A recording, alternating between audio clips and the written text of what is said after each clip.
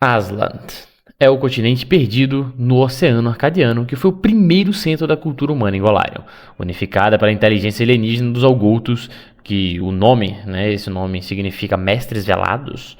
A sociedade e a cultura Aslante prosperaram rapidamente, até que seus líderes arrogantes passaram a se considerar superiores aos seus mestres não humanos. Como retaliação, os Algolthos, furiosos com a rebeldia de seus escravos, invocaram o Effol em menos 5.293 AR, afundando todo o continente e condenando Golarion à Era das Trevas, em um golpe tão poderoso que eles não previram exatamente o nível da catástrofe que eles causariam. Inclusive ocasionaram a queda do próprio Império na época. Tudo que resta do outrora poderoso continente são as cadeias e ilhas e atóis, espalhados por uma vasta extensão no meio do Oceano Arcadiano, as únicas partes do continente que ainda estão acima do nível do mar. Sejam muito bem-vindos, senhoras e senhores, aqui quem fala é o Escriba e hoje trataremos da primeira e maior de todas as civilizações humanas de Golarion, aquela que é a base de tudo que surgiu ao redor da humanidade, o maior experimento dos Algolthos em Golarion e aquele que levaria à sua ruína. Não esqueça de se inscrever no canal, curtir o vídeo, comente o que acha desse Império Primevo e compartilhe o vídeo com quem acha que se interessará no assunto. De qualquer forma, vamos começar. O Effol destruiu o continente de Aslant, afundando no fundo do mar, onde foi reduzido a um labirinto de cânions submarinos. A ilha de Mordant Spire, na extremidade oeste de Varisia, permanece como um dos poucos remanescentes habitats desse outrora grandioso continente. Os elfos que vivem lá guardam zelosamente os segredos da antiga Aslant, por temerem que intrusos possam trazer uma segunda desgraça para o mundo. O que antes era o território do continente Aslante começa aproximadamente 1000 milhas a oeste do Arco de Arodin e consiste em um labirinto desconcertante de penhascos, colinas rochosas e canais irregulares que emergem do oceano. Muitos são perfurados por passagens antigas ou encimados por restos de estátuas ou construções que despertam a curiosidade. A maioria é bastante inacessível a partir do nível do mar, sem o uso de cordas e roldanas, e o fundo do oceano ao redor está repleto de destroços de navios que foram destruídos contra os penhascos íngremes e bancos de areia. Como usuários de magia de Aslant, teciam seus feitiços nas construções e outras estruturas da sua grande civilização para aumentar a durabilidade e a estabilidade, um número notável delas sobrevive aos milênios até os dias atuais. Inclusive a Era das Trevas, as catástrofes, etc., sendo palpável ruínas Aslante antigas no fundo do mar, tá? em quase perfeito estado de preservação. O Arco de Arodin é um arco monolítico parcialmente em ruínas, com centenas de metros de altura e largura e 15 milhas de comprimento, que se estende através do Estreito de Hespereth ao extremo sudoeste de Keliax, conectando o continente norte de Avistan a Garund. Ambas as extremidades pertencem à nação de Keliax desde suas vitórias em Garund no ano de 4137 AR, para grande desgosto da nação vizinha de Rahadum.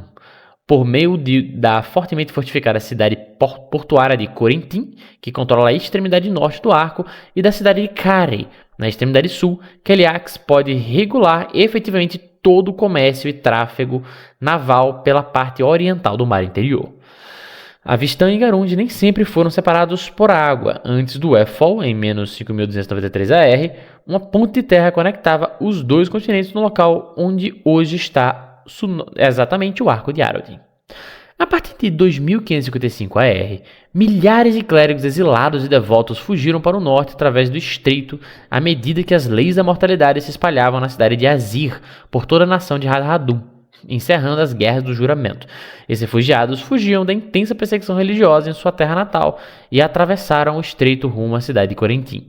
Para grande desgosto das autoridades kelexianas locais, em meio à comoção religiosa e agitação civil causada por essa imigração, surgiu um plano para a construção de uma nova ponte conectando os continentes, sob a liderança do Lord Kevit Kemoth, governante de Corentin. Lord Kemoth conseguiu encontrar uma maneira de canalizar todo o fervor religioso da cidade e criou uma grande obra pública que dependia de trabalho escravo. Além de servir de tributo ao deus Arodin, o arco foi construído em 2606 AR. Diversas invasões vindas do sul foram tentadas utilizando o arco, até que Keliax tomou controle de suas extremidades sul em 4137 AR.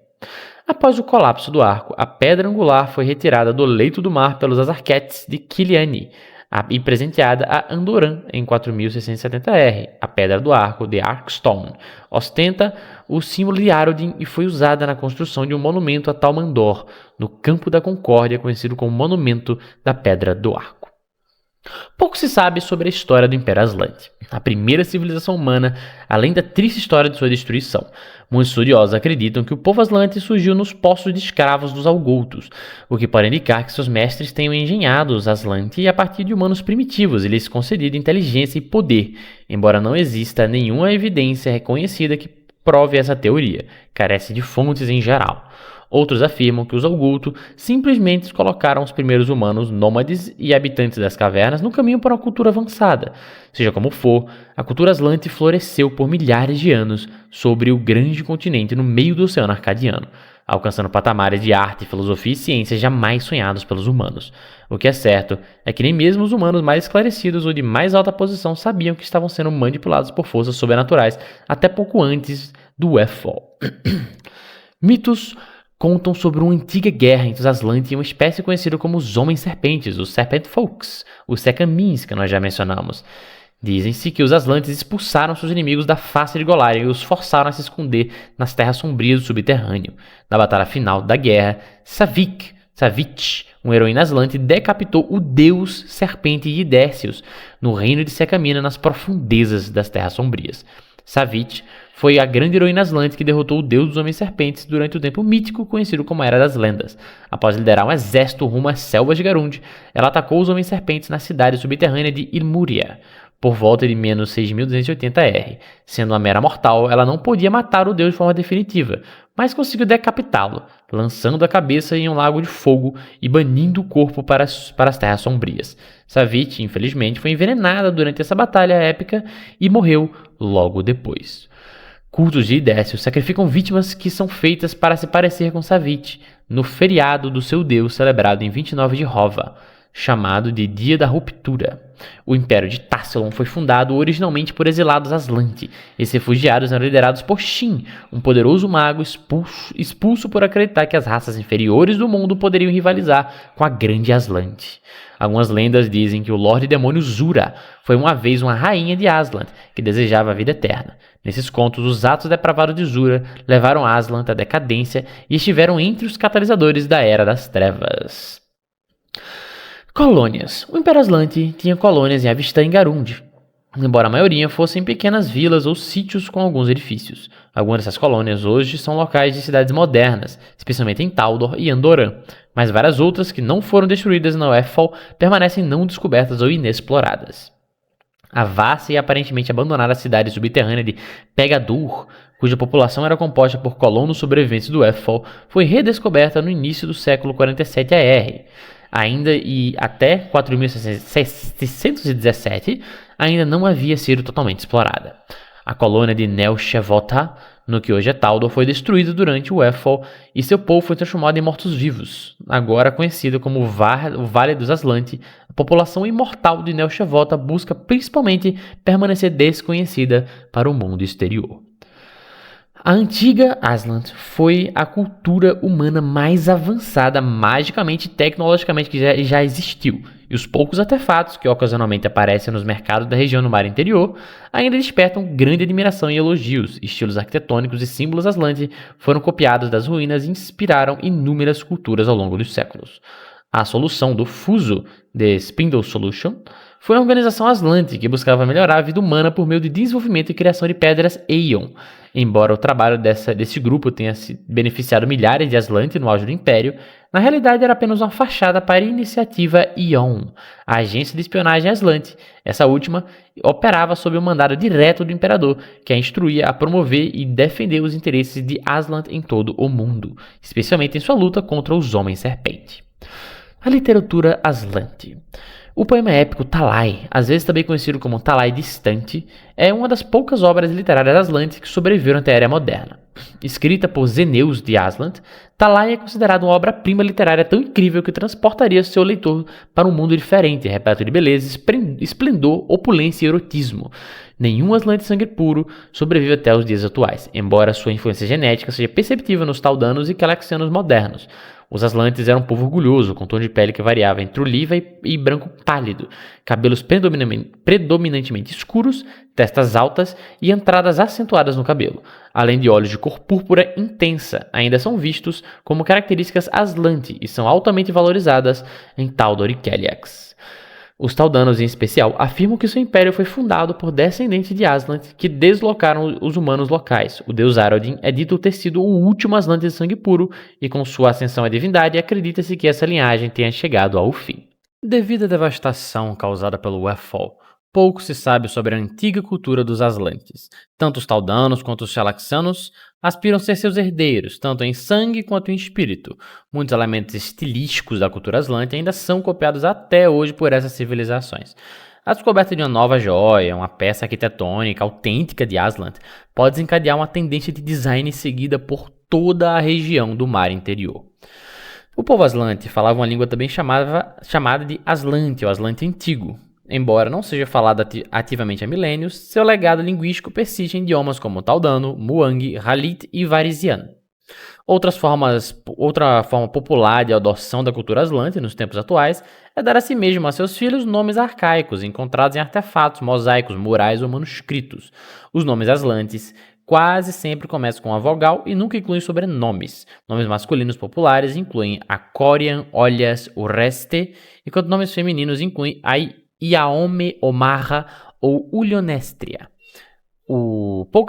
Poucas ou nenhuma mudança de vestuário real de Aslante sobreviveu aos milênios, mas representações das roupas Aslantes às vezes são pintadas em paredes antigas ou artefatos, e essas imagens mostram que o verde escuro e o carresmim eram cores populares entre a nobreza, uma paleta que costuma ser seguida por aqueles que desejam ser vistos como herdeiros legítimos da herança Aslante. Porém, nem tudo é bonitinho, né? A posse de pessoas humanoides sencientes era uma prática comum entre os Aslantes. Algumas pessoas que alegam descendência Aslante, portanto, veem a escravidão como um direito natural de nascimento. Isso não era o caso em Andoran, onde a prática era considerada anátema aos valores democráticos e igualitários do país, apesar de a cultura e o design Aslante ainda serem partes proeminentes da cultura andorana. Nos últimos anos, no entanto, a escravidão foi abolida e proibida em muitos lugares onde antes prosperava. Os Aslante adoravam, entre outros, os seguintes deuses: Abadar, como deus das cidades e da riqueza e não da lei; Akavina, como deus da batalha e da lua; Ashaikek, como deus dos monstros e desastres naturais; Amasnen, como principal deus da magia; Kurshanus, como deus das viagens, feras e resistência; Desna, como a deusa das estrelas; Groteus, como uma adição tardia ao panteão, sem saber exatamente o que ele representava, não se tem registros; Nurgal, cujo culto decaiu durante a Era das Trevas; Pharasma, como a padroeira das profecias, que pagou o preço por ser portadora de más notícias; Shelin, como padroeira das artes; e Zura, a lei demoníaca do vampirismo, que não era adorada abertamente, mas era muito adorada. Por fim, os descendentes Aslantes. A Lorde das Runas, Sorshen, é uma exilada Aslante do Império, e agora é Lorde de Eurintia, em Nova Tassilon. Diversas outras espécies são consideradas descendentes dos Aslantes também, embora essa ligação não possa ser confirmada com certeza.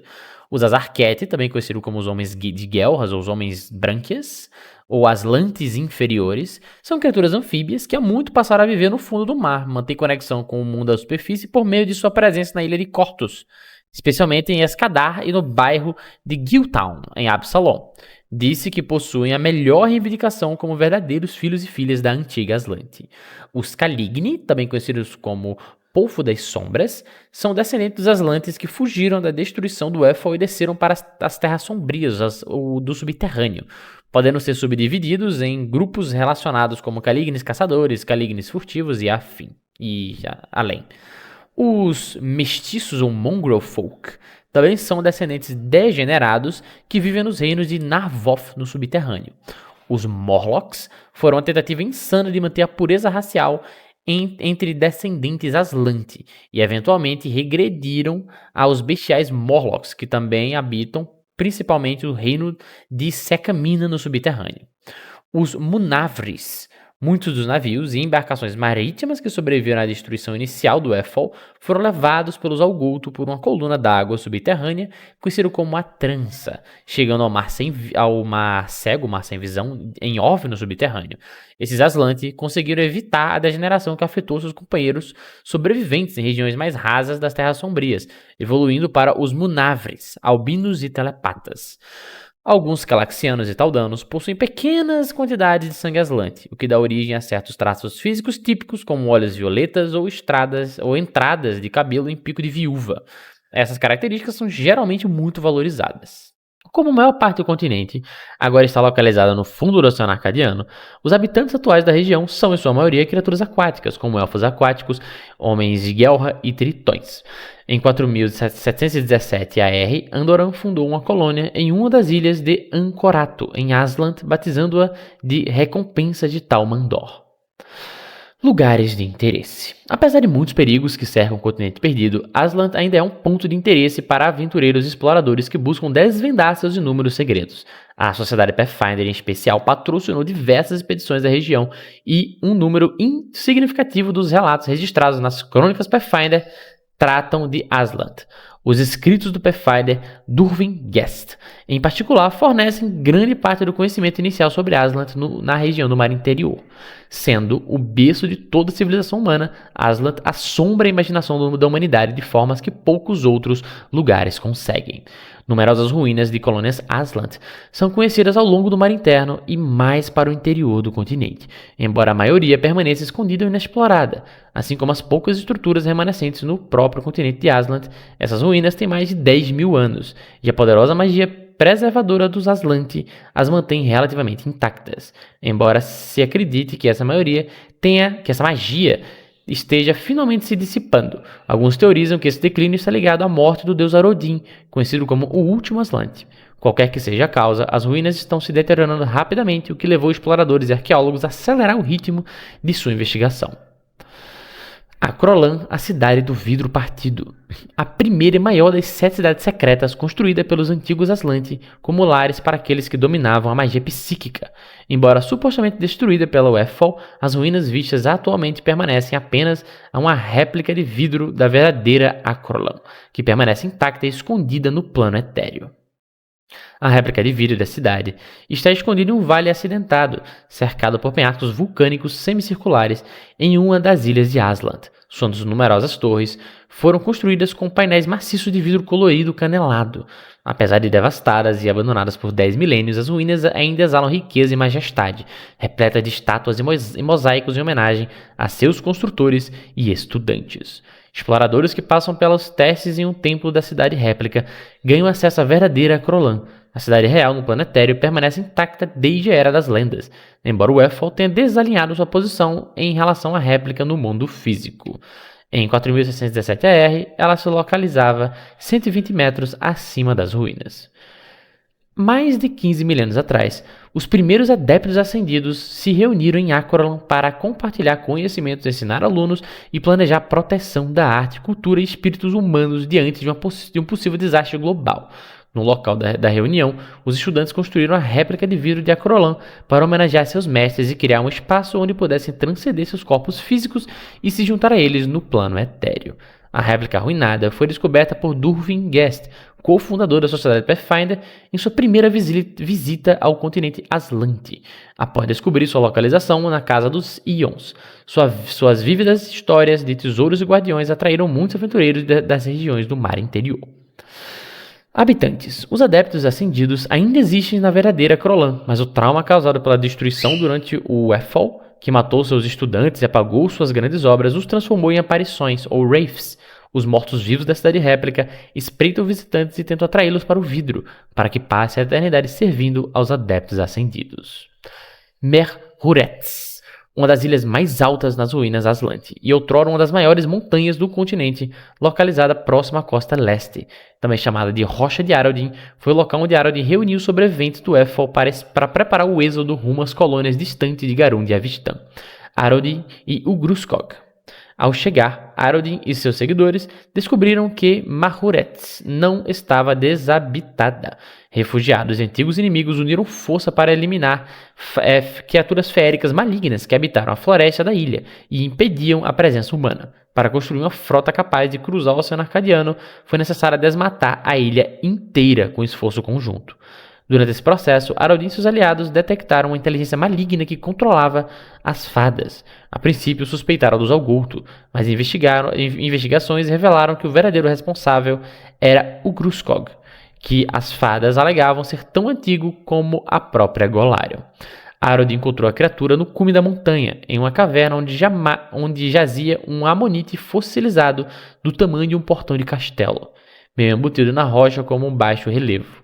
O local estava repleto de oferendas antigas, embora imóvel, todos sabiam que o Gruscog ainda estava vivo.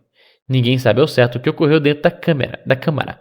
Segundo o Libram proibido da Casa dos Segredos, Arodin e seus aliados saíram pacificamente após selarem um acordo com a criatura, um pacto maligno jamais revelado que lhes garantiu 5 anos de refúgio em Mehuretz, antes de partirem para o leste. Atualmente, a entidade está novamente tomada por... A ilha, no caso, está ainda tomada por fadas assassinas que atacam qualquer intruso. Ainda pior, todos os visitantes sonham com o Gruscog, que os convoca para uma audiência no topo da montanha. O Gruscog em si é uma divindade ancestral e misteriosa que as fadas alegam ter vivido desde os tempos que existia o vasto Império Aslante. As passagens mais elucidativas aparecem quando se relatam como o herói Arodin encontrou a entidade, que foi o que nós acabamos de falar. Em resumo, o Gruscog não é um deus no sentido convencional, mas sim um ser petrificado ancestral cujo poder psíquico persiste, significando-se como um tipo de espírito primordial ou fóssil animado que influenciou lendas e comportamentos dos habitantes antigos de Aslant. Belifvel, uma das maiores cidades do Império Aslante e um sítio sagrado da deusa Kavina durante a Era das Lendas, foi parcialmente submerso em um mar raso devido ao Effol. Situada no sudoeste de Aslant, com vista para a costa sudeste de Arcádia, Belifvel era um centro de comércio das colônias ocidentais Aslante. No auge era um monumento vivo à Kavina, com arquitetura lunar, estátuas imensas e centenas de templos dedicados a ela, mais do que para todos os outros deuses juntos. Era também famosa por seus arranha-céus interconectados que ainda se erguem acima da água, apesar das ruas terem afundado 6 metros. Belifvel era um local de peregrinação para devotos de Kavina, conhecida por ter sido salva por ela de um cerco nos primeiros dias turbulentos de Aslant. A cidade também abrigava o Olho Interior, um coven de bruxas poderosas, com a sede do consórcio bancário mais influente do Império e um porto particular com a segunda maior armada naval do mesmo. Desde a queda, Belifvel é guardada por Hazalian, um dragão lunar que normalmente carregava a Kavina em batalha, mas estava em cerimônia na cidade quando a Kavina e a Masnen se sacrificaram para mitigar os efeitos do Effol. Dominado pela culpa por não ter podido salvá-los, Hazalian acabou se tornando uma sombra Animus, e ainda reina, entre aspas, sobre as ruínas como um deus sombrio, servido de Morlocks, descendente dos habitantes da cidade, tripulações Drog de navios afundados e 27 Somalsigoths, vindos da lua. Cada Somalsigoth vigia quarteirões inteiros da cidade e exala um odor doce e nauseante, perceptível por todos os exploradores. A Cidade dos Portões Dourados foi a resplandecente capital do Império Aslante, o primeiro grande império humano de Golarion, e foi quase completamente toda destruída pelo Effol. Mas suas ruínas, semelhantes a um cadáver petrificado, ainda sugerem a glória do Império há muito desaparecido. Segundo o Manual de Construções de Cidades, o relato mais confiável sobre a Cidade dos Portões Dourados, ela foi construída na encosta de uma colina de 150 metros de altura, acima de uma planície verdejante cercada por floresta, onde se situava as mansões da nobreza e casas de plebeus. O Palácio Imperial, com seu famoso trono de vidro, localizava-se no topo da colina, separando a cidade propriamente dita por um profundo canal alimentado por uma fonte de água incessante que brotava da terra. Desse canal, 4 canais menores conduziam a água para os outros bairros desse nível da cidade antes de desaguarem em um canal circular em um nível inferior. Havia 4 desses canais concêntricos, cada um em um nível diferente. O canal mais inferior recebia toda a água e a conduzia até o primeiro porto do Império, na costa leste de Aslant. O Palácio Imperial, situado na borda oriental do canal mais alto, dominava a paisagem da cidade e vigiava as colônias Aslante nos outros continentes. A cidade foi o epicentro da devastação causada pelo Weffel. Seu terço oriental foi diretamente atingido por um meteorito que reduziu o restante da cidade a escombros. Nos terremotos que se seguiram, grande parte dos palácios ao redor afundou no Oceano Arcadiano, restando apenas os distritos superiores da cidade alta, debruçados sobre o mar. O Palácio Imperial foi quase totalmente apagado, mas estilhaços de seu famoso teto de vidro ainda preservam sua dureza e são forjados nas chamadas armas de vidro régio, pelos Cavaleiros da Estrela de Ion. As fontes dos jardins do palácio continuam a jorrar, formando quedas d'água majestosas na borda leste da cidade. Supõe-se que alguns dos maiores tesouros de Aslant ainda estejam escondidos nas ruínas da cidade dos Portões Dourados, mas se já passaram séculos desde que uma expedição retornou. Apesar da destruição e de 10 milênios de erosão, muitas estruturas ainda permanecem na Cidade Baixa, incluindo o monumental Saber dos Primeiros Mestres, um monólito de oricalco inscrito com a história dos fundadores de Aslant e as leis que eles escreveram para seus súditos. Ainda existem templos para quase todos do panteão Aslant, e a imensa sede original dos Cavaleiros da Estrela de Ion. Cofres subterrâneos selados da água do oceano permanecem intocados, repletos de saber e riquezas inimagináveis. Ao largo da costa original e do antigo porto, repousa uma imensa fenda no leito do Oceano Arcadiano, conhecido como o Mar Invertido, um redemoinho ascendente conhecido como a trança, ou The Braid, se estende a partir dessa fenda. Os distritos superiores da cidade são agora habitados por criaturas perigosas, dragões atraídos por sua majestade, Morlocks, descendentes da antiga nobreza Aslante, e extraplanares malignos, que antes eram aprisionados pelos Aslante, mas foram libertos pelo Weffel e agora se veem como reis menores dominando a terra de seus antigos mestres. Devido à pureza das águas das fontes do palácio, muitos seres marinhos consideram o local sagrado e disputam seu domínio. Nereides, em especial, sentem ali uma calma profunda e incomparável em Golarion, e defendem ferozmente seu território de tritões malignos, elementais da água e sedactis que tentam conquistá-lo. Os seguidores de Abadar consideram a cidade dos Portões Dourados o exemplo máximo de cidade perfeita. Embora a primeira abóbada de Abadar tenha versões ideais de todas as criações, acredita-se que a cidade dos Portões Dourados seja uma exceção, um presente direto de Abadar aos Aslante, sem paralelo na abóbada divina. Velhos clérigos de Abadar frequentemente fazem peregrinações às ruínas para passar seus últimos dias entre a perfeição, mantendo sua chama viva para heróis que talvez a restaurem. Todas as manhãs, contemplam as profundezas com expressão vazia, refletindo sobre o fato de que até as maiores obras da humanidade devem um dia ruir. Porém, na verdade, esses cultos de Abadar são controlados pelos Algolto, os verdadeiros mestres de Aslant desde a Era das Lendas. Embora o Império tenha caído, os Algolto ainda conspiram nos recantos profundos da cidade em ruína. Observam as disputas entre os mortais e interferem psiquicamente quando desejam e protegem zelosamente o saber dos primeiros mestres, um produto de sua própria propaganda. Alguns tritões e homens de guerra consideram o monólito sagrado e deixam oferendas, o que atrai exploradores, apenas para serem atacados ou controlados mentalmente pelos Algolto, que buscam criar agentes adormecidos no mundo da superfície. A Casa dos Aeons. Situada nas ruínas de Aslant, no meio do Oceano Arcadiano, a Casa dos Aeons é uma imensa torre redonda, construída sobre um penhasco do mar. Foi erguida pelos primeiros humanos Aslant em homenagem aos Aeons, venerados como arquitetos do universo. Anualmente, os Aslant criavam estatuetas de si mesmos, como oferendas de arte pessoal para os Aeon.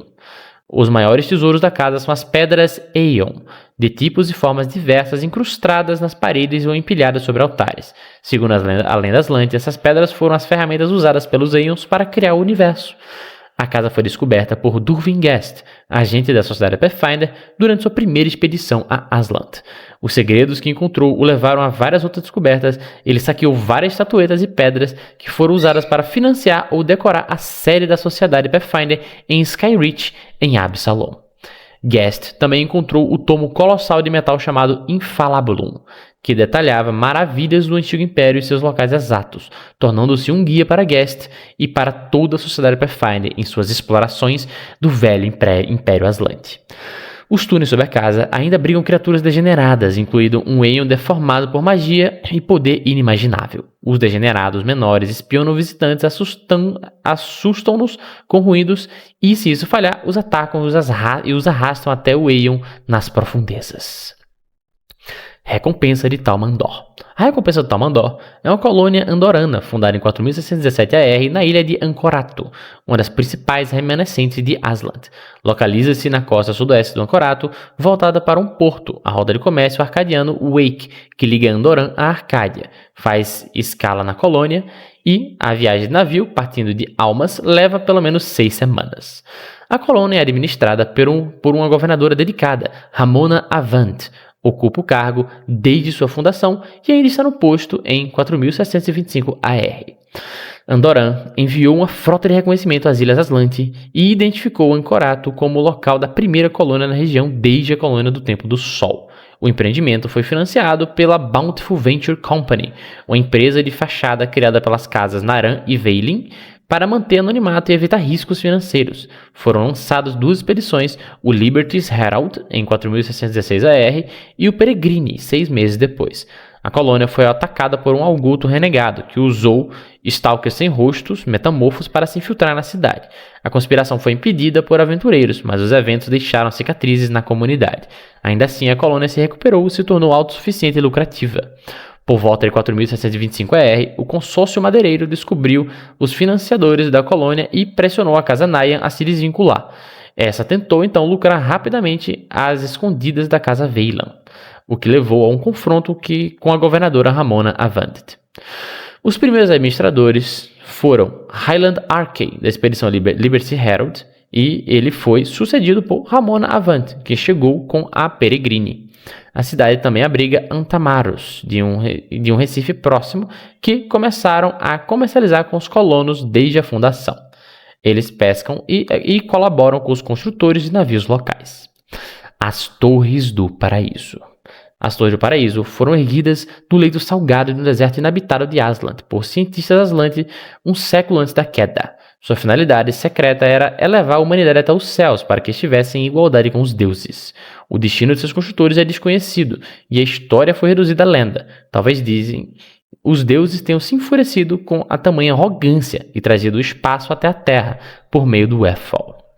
Nunca foram encontradas a superfície de Golarion. No entanto, Morlocks, descendentes dos Aslantes refugiados subterrâneos, transmitiram sua história até um colosso chamado Worturum, uma gigantesca esporulação de Mu que habita as Terras Sombrias, sonhando em escapar de Golarion. Worturum subiu à superfície, mas descobriu que as torres estavam inativas. Hoje, as torres abrigam monstros vegetais como Mosslords e Vegepygmies. Worturum ainda os visita ocasionalmente envolto em nuvens de esporos, sonhando com a fuga impossível.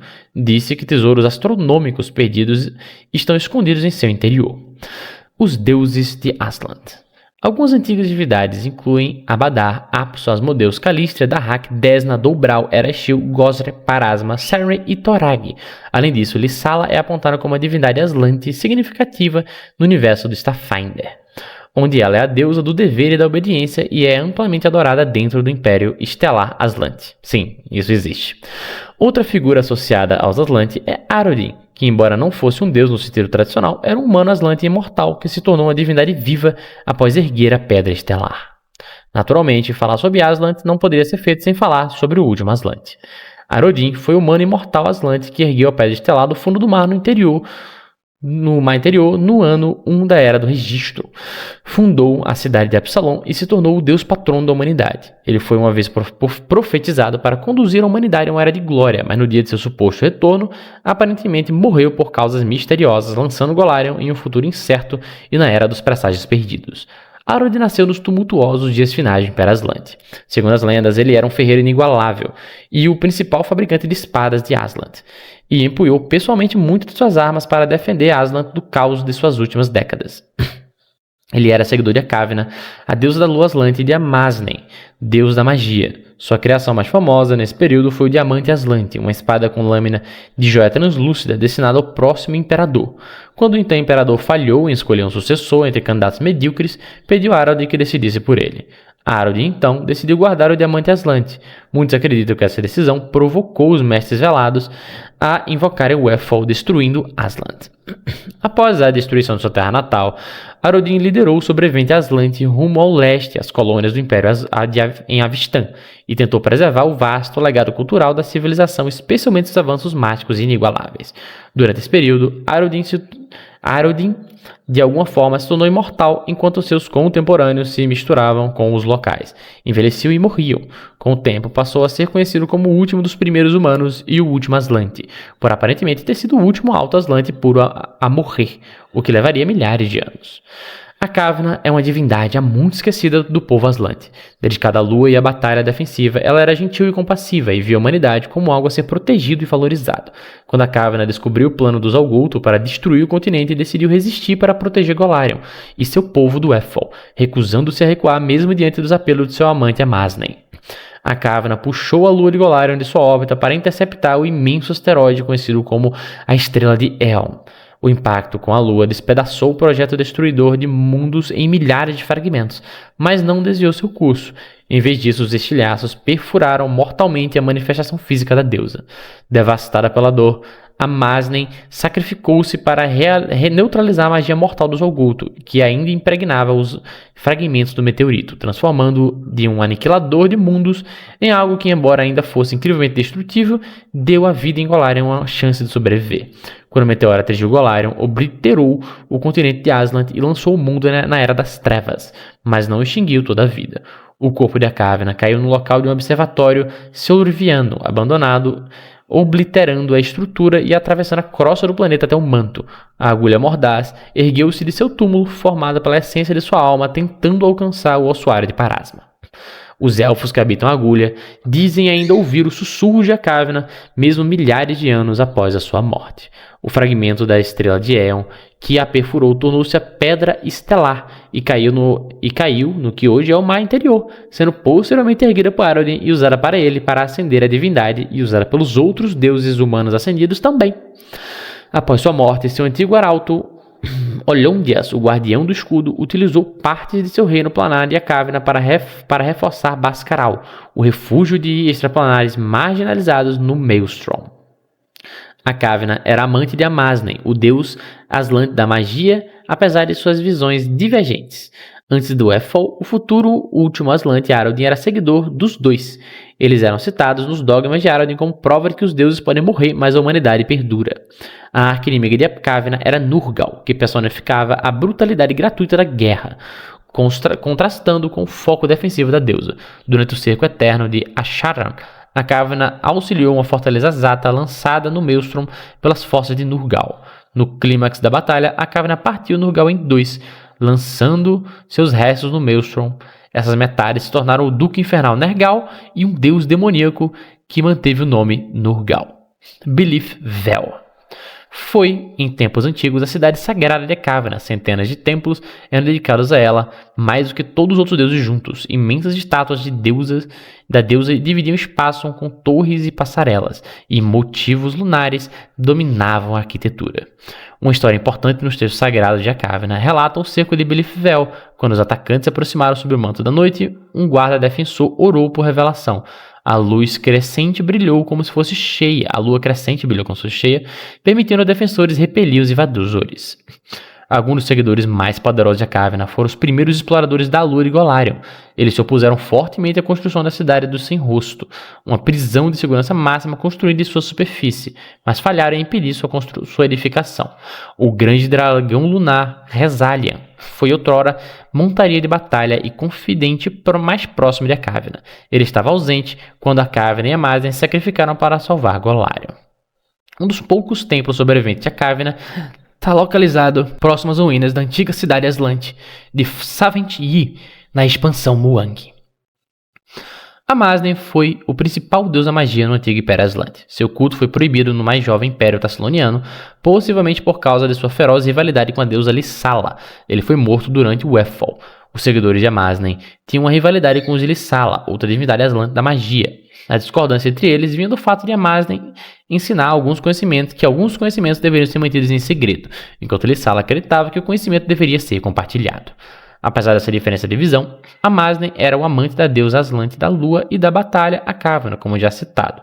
Ele também constava entre seus aliados a Sokar, a quem admirava por sua inventividade e incentivo à medicina e à tecnologia, e Jaid, que colaborava com ele para melhorar a humanidade.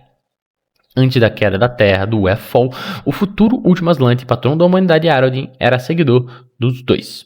Quando a Kavna descobriu que os Algulto haviam convocado o meteoro colossal venenoso e destruidor de mundos das profundezas do espaço para destruir Aslante, ela se dispôs a sacrificar a si mesma para proteger seus adoradores de Golarion.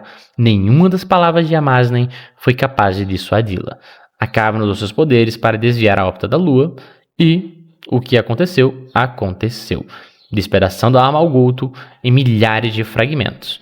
Devastado e por um luto imenso, Amasnen sifonou a magia dos glifos dos Algultos presentes no destroço para si mesmo, cruzando o limite da realidade e desaparecendo da existência. A Pedra Estelar, como o meteorito veio a ser chamado, foi transformado de algo que poderia ter encerrado toda a vida em Golarion em algo que, embora ainda causasse danos incalculáveis e inaugurasse a Era das Trevas, deu vida ao planeta uma nova chance. O Império Aslante representa um dos capítulos mais grandiosos e trágicos da história de Golarion, sendo o primeiro e mais avançado centro da cultura humana no planeta.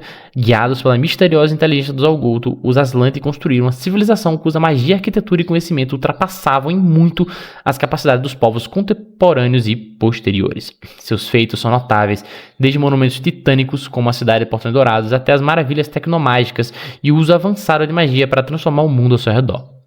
Contudo, essa grandeza veio acompanhada de um orgulho desmedido.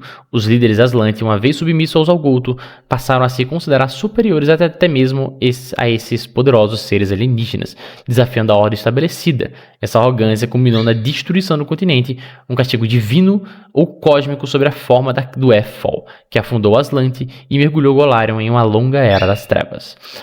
Apesar da destruição catastrófica, o impacto do Império Aslante jamais foi esquecido. Sua ruína ainda hoje fascina exploradores e estudiosos, abrigando relíquias poderosas, segredos mágicos e fragmentos dessa sabedoria perdida. A Pedra Estelar, recuperada de Arodin, o último Aslante, simboliza tanto o poder quanto o fado trágico daquela civilização. Arodin imortalizado em lenda personifica o fio tênue entre glória e a queda, a esperança e o desespero. Além disso, a influência cultural e mágica dos Aslante reverbera nos dias atuais através das tradições e religiões e magias herdadas daquele tempo, moldando o destino de Golarion. Os Algulto, ainda presentes nas sombras, mantêm sua vigilância sobre as ruínas e a herança Aslante, protegendo seus mistérios e manipulando os destinos daqueles que se atrevem a penetrar seu domínio. Em suma, Aslant é um eterno lembrete das consequências do orgulho desmedido e da complexa relação entre poder, conhecimento e responsabilidade. Seu legado é tanto uma advertência quanto a fonte de inspiração, convocando os habitantes de Golarion a aprender com o passado para construir um futuro mais equilibrado e sábio. Suas ruínas até hoje escondem poderes esquecidos e enormes que fariam pálidos os feitos das ancestralidades modernas e chamando a atenção de todo tipo de aventureiros, saqueadores e todos aqueles ambiciosos não apenas a riquezas, mas o poder esquecido do glorioso passado da humanidade. De qualquer forma, esse foi o Império Aslante, o berço da humanidade e o ponto onde conquistou o maior poder em sua história, a base que moldou a história de toda Golarion para sempre e o mistério passado que ainda pode mudar muita coisa com seus velhos segredos de poder. Se ainda está comigo, eu agradeço imensamente sua atenção. Não esqueça de curtir o vídeo e comentar o que achou do Império Aslante. Se inscreva no canal para acompanhar e ajudar a nossa produção de conteúdo sobre a geopolítica de Golarion. Compartilhe o vídeo com quem possa interessar e até a próxima!